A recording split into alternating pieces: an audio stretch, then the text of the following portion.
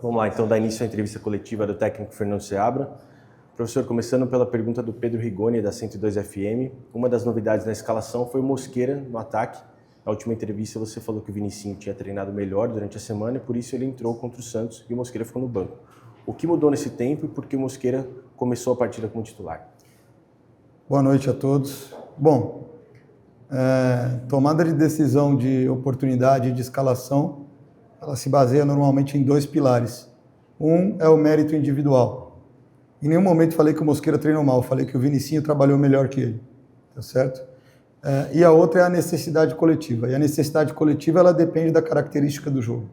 Então, para o jogo que a gente ia enfrentar aqui, com o adversário que a gente ia enfrentar aqui, as características do Mosquera seriam mais interessantes para a gente, tá certo? Tivemos um dia a menos que o adversário para preparar o jogo. Teríamos um desgaste maior em função das características daquilo que estudamos e observamos no adversário. Entendemos que era muito importante a gente ter jogadores de força e velocidade na frente, né? Também as mudanças de escalação, tanto por necessidade em função das suspensões, quanto pela necessidade de oxigenar o time, refrescar, sabendo que iríamos enfrentar um adversário que tinha um dia a mais de descanso.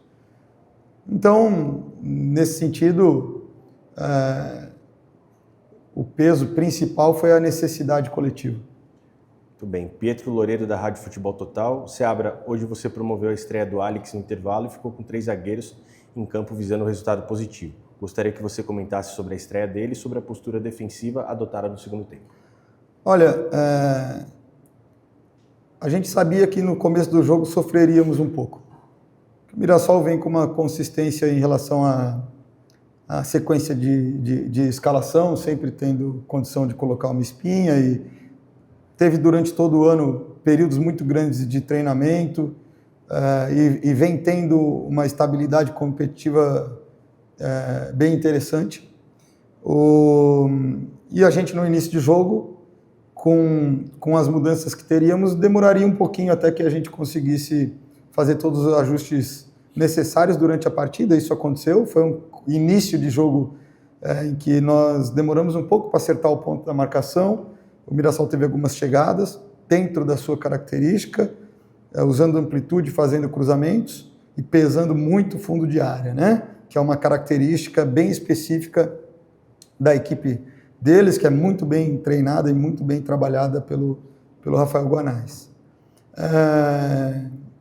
Passado aí essas cerca de 10, 15 minutos do primeiro tempo, nós conseguimos ter mais consistência defensiva, começamos a ter movimentos ofensivos, seja de transição, seja alguns em organização, e acabamos também conseguindo fazer o nosso gol, e poderíamos inclusive ter feito o segundo gol já no primeiro tempo, apesar de algumas chances do Mirassol terem acontecido. No final do primeiro tempo, já existe um certo peso do Mirassol que consegue nos empurrar para o último terço defensivo nosso, ofensivo deles. Então a gente precisava estar mais pronto para defender os cruzamentos de fundo de área e esse peso que eles colocam, porque eles atacam sempre com o lateral oposto.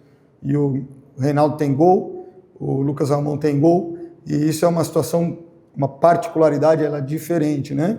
Então, nós optamos já no primeiro tempo, no final, por usar o Lucas Barbosa como ala, e já tínhamos 3 zagueiros, que eram o Vanderlan, o Pedro Henrique no centro, o Guzmán na direita e o Hurtado. Então, o bom observador já identifica que nós já estávamos jogando num 3-4-3 a partir do meio para frente defendendo, ou num 5-2-3, 5-4-1 do meio para trás. O que a gente fez foi colocar o especialista e seguir com esse cenário. A gente sabia que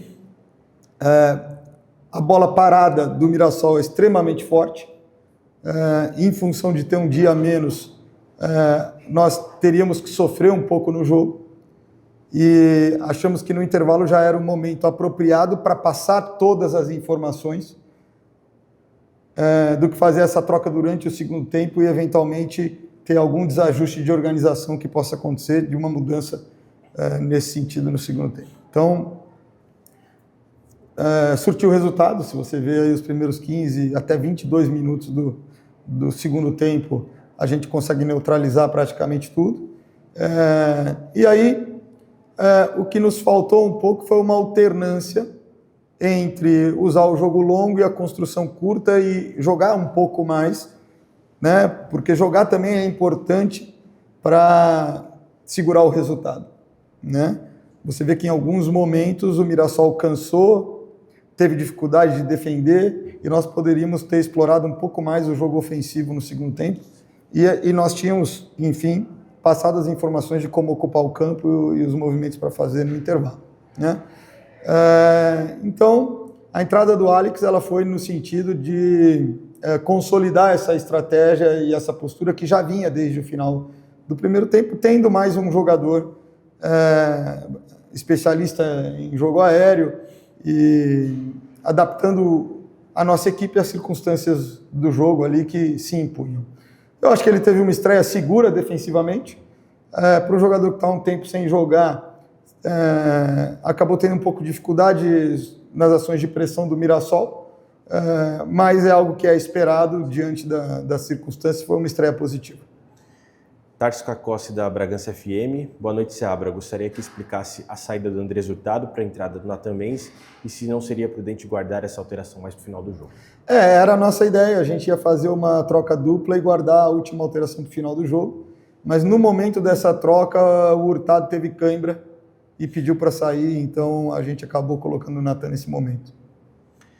E a última pergunta do Danilo Sardinha, do GE. Com a saída do John, o que pensou para o meio de campo com a entrada do Gustavinho? E a boa partida do Ramires também é reflexo de alguma alteração no posicionamento dele por conta dessa mudança no meio de campo? Olha, o Gustavinho ele vem treinando na posição do John de uma forma geral. Tem tido pouca oportunidade porque o John tem tido sempre um desempenho muito positivo e importante, mas o Gustavo vem trabalhando sério e vem trabalhando bem.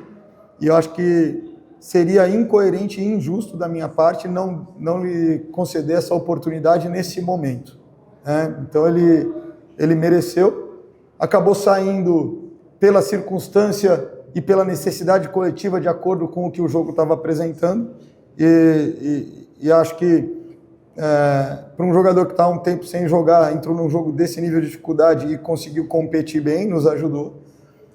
O Ramires fez uma partida muito boa, acho que é um jogador muito móvel, que se esforça bastante defensivamente e que sempre que pode pisa na área, né? Então, ele foi muito importante na jogada do nosso gol no primeiro tempo e, enfim, com a necessidade de outras substituições serem feitas, então a gente tem o Vanderlan com cartão amarelo, né? A gente tem o Juninho de volta no banco, é um jogador que defende muito bem a área, no fundo de área, e jogo aéreo com cabeceio, ele é um especialista nesse tipo de situação. A gente achou oportuno evitar um eventual segundo cartão para o Vanderlan e colocar o Juninho, né? Então, o Ramires não tinha atuado integralmente no jogo anterior e a gente entendeu que tanto ele quanto o Gabriel seriam capazes de sustentar até o final do jogo. É claro que para o jogador que joga 102 minutos tem alguma fadiga, mas ele teve uma participação realmente muito importante e muito positiva. Perfeito, Fernando. Muito obrigado. Boa noite a todos.